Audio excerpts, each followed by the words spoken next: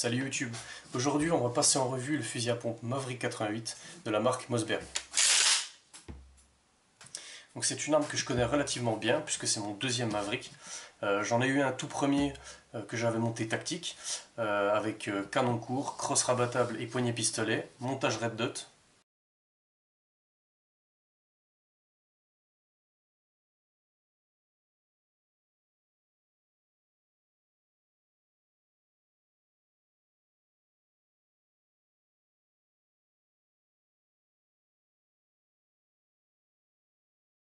Puis que j'ai revendu plus tard. Et voici qu'aujourd'hui, voilà, j'y reviens. Donc celui-ci c'est un modèle d'origine de la marque Mossberg, Made in USA, en calibre 12,76. Il dispose d'un canon rayé en acier d'une longueur à la base de 61 cm que j'ai fait raccourcir à 47 cm pour être un petit peu plus compact. Il a un guidon en fibre optique pour une meilleure acquisition, un boîtier en aluminium, une crosse polymère et une plaque de couche alvéolée, semi-grip pistolet pour une bonne prise en main, et une pompe relativement courte par rapport à d'autres modèles. Il a une capacité de 6 coups, donc 5 coups, 5 cartouches dans le tube magasin, une cartouche chambrée. L'arme fait au total 98 cm, donc avec un canon de 47 cm, pour un poids à vide d'environ 3 kg, 3,5 kg. Il comporte d'origine des emplacements pour installer des attaches sangles, donc il y a un emplacement qui se trouve sur le bas de la crosse, et un emplacement qui se trouve dans le bouchon du tube magasin. En France, le Maverick 88 il est principalement connu dans le tir sportif, le survivalisme, mais également dans la police et dans l'armée. Alors en fait, il équipe certaines forces d'intervention aux côtés du modèle qui est au-dessus, qui est la référence chez Mossberg, c'est le Mossberg 500. Alors il existe en plusieurs versions d'origine, avec canon 47 cm, canon 55 cm, canon 61 cm et canon long de 76 cm pour les versions chasse. Alors pour le rapport qualité-prix, on est chez nous en France sur une moyenne gamme, au même titre que les différents modèles de SXP de Winchester. Alors c'est encore plus vrai aujourd'hui, depuis l'arrivée en masse, depuis 1 an à 2 ans, de tous les modèles qui sont fabriqués en Turquie, comme les marques Hatsan, Uskon, Armsan, etc., etc., qui proposent donc des fusils à prix défiant toute concurrence à partir de 350-400 euros. Donc, à savoir que le modèle SXP que je viens de citer, et que je connais très très bien également, en fait il est également fabriqué en Turquie. Donc il y a un marquage sur le canon qui stipule bien en fait que la firme Winchester fabrique maintenant certains de ces fusils donc en dehors des USA et notamment en Turquie. Donc malgré ça, pour moi ça reste quand même au-dessus en termes de qualité que le premier panier donc des marques que j'ai citées tout à l'heure. Donc au final et à titre personnel, je préfère le Made in USA comme le Maverick 88 ou le Mossberg 500 car c'est des fusils en fait qui sont usinés en majorité avec des pièces métalliques à l'inverse des marques que j'ai citées tout à l'heure qui une fois en main en fait font un petit peu jouer à mon goût. Alors étant donné en plus que je connais pas vraiment leur tenue sur du long terme, je préfère largement ce modèle. Après votre séance de tir, pour un démontage sommaire, pour nettoyer votre arme, rien de plus simple. Alors tout d'abord on va actionner la pompe vers l'arrière. Voilà, comme ceci. Ensuite on va dévisser le bouchon du tube magasin, qui se trouve ici.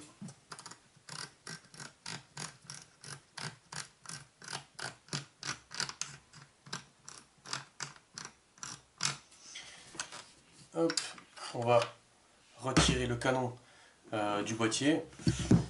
D'ailleurs c'est comme ça qu'on retire la bride d'origine qui est souvent une tige en bois donc sur le Maverick 88 ou une tige en plastique sur le SXP. Donc après avoir dévissé le bouchon du tube magasin, on bascule l'arme et on fait sortir la bride qui en fait empêche d'utiliser l'entière capacité du tube magasin. Donc avec cette méthode toute simple, on a accès aux éléments principaux pour passer au nettoyage. Donc on a déjà accès au canon pour le nettoyage du canon. Ensuite on a accès au boîtier. On peut nettoyer un petit peu aussi le tube magasin, la pompe et éventuellement la tringlerie, remettre un petit peu d'huile. Et aussi il faut être vigilant avec le fond du boîtier, là où on voit la culasse, c'est là qu'il y a souvent pas mal de résidus de tir. Donc voilà, vraiment des montages sommaires pour un nettoyage et ensuite on fait le mode inverse pour remonter son arme et c'est tout bon.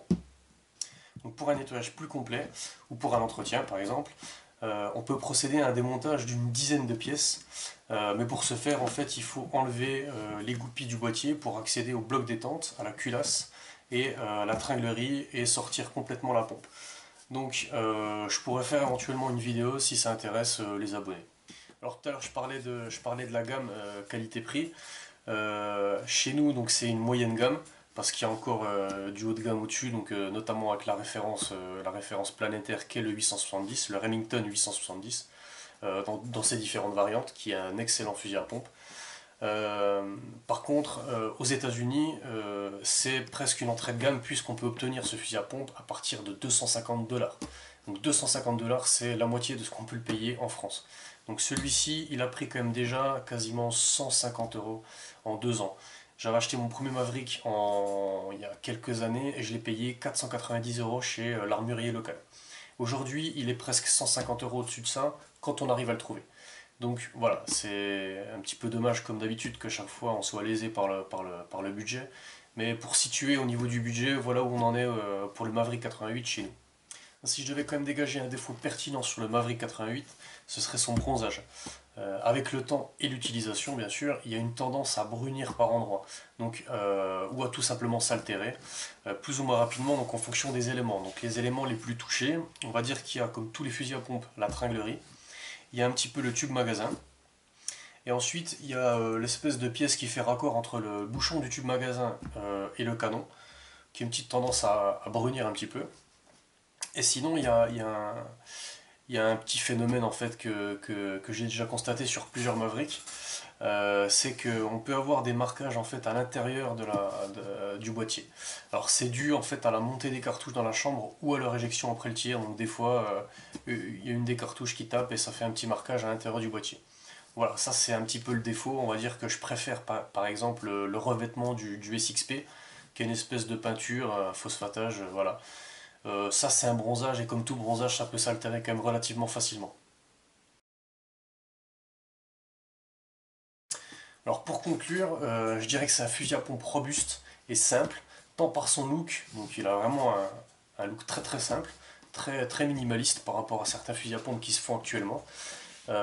Mais personnellement en fait c'est cette simplicité qui m'a plu et qui me plaît toujours en fait, pour ça que je suis revenu sur ce fusil là. Alors, en fait, dans cette configuration, en plus, il est quand même relativement compact. Donc, canon 47, 98 cm au total. Donc, on peut le mettre facilement dans une housse de 100 cm. On peut le transporter dans des bonnes conditions pour la séance. Enfin, voilà, c'est pas très compliqué. Sur du long terme, il n'y a pas de souci, parce que c'est quand même une arme que j'utilise pas mal. C'est pas pour rien, donc, en fait, qu'il a été choisi par certaines forces de l'ordre ou de sécurité, notamment aux États-Unis. Alors, ces deux gros atouts sont qu'il est quand même relativement populaire, et ça dans le monde entier. Donc il est facile de retrouver une pièce de remplacement par exemple, ou une pièce d'entretien, ou une pièce qui a cassé, ou tout simplement changer quelque chose. Et son deuxième atout, c'est qu'il est modulable véritablement à souhait. Pourquoi à souhait? Parce qu'en fait vous trouverez tout un tas d'éléments pour le custom, donc que ce soit les crosses tactiques, les crosses rabattables, les crosses type M4, les attaches grenadières, les sangles, les pompes, les poignées pistolets et tous les systèmes de rail Picatinny ou de montage pour installer une visée. En fait il y en a vraiment pour tous les goûts et tous les budgets. Il y a plein de marques qui proposent des adaptations en fait pour ce fusil à pompe. Donc voilà, il y aura vraiment, comme dans d'autres modèles d'armes, que votre budget ou vos goûts. En fait, un Maverick 88 ne va pas ressembler à un autre Maverick 88. Moi personnellement, j'en croise souvent au stand. Il n'y en a pas un qui a la même tête. Il y a des versions longues, des versions courtes, des versions tout tactiques, des versions simples, il y a des versions bois. Il y a énormément de modèles. Et voilà, donc vous pouvez vraiment faire ce que vous avez envie de faire selon vos goûts, selon votre budget. Voilà, c'est quasiment infini. Voilà, cette vidéo est maintenant terminée. J'espère que ça vous a plu. Donc n'hésitez pas à laisser un petit like, à réagir, à poser une question si besoin. N'hésitez pas également donc, à nous rejoindre sur le groupe Facebook de la chaîne YouTube. Donc c'est un groupe, il faut demander l'adhésion et ça nous permet de vérifier un petit peu les profils pour ne pas laisser rentrer n'importe qui. Mais passer cette étape, ça donne accès donc à d'autres partages, d'autres sujets en fait sur le tir sportif, les armes à feu et tous les sujets annexes en fait à cette passion. Donc ça bouge pas mal, hein, il y a quand même 2-3 trucs qui se passent, donc n'hésitez pas à nous rejoindre. Et sinon, je vous dis à très bientôt pour d'autres vidéos. Allez, ciao!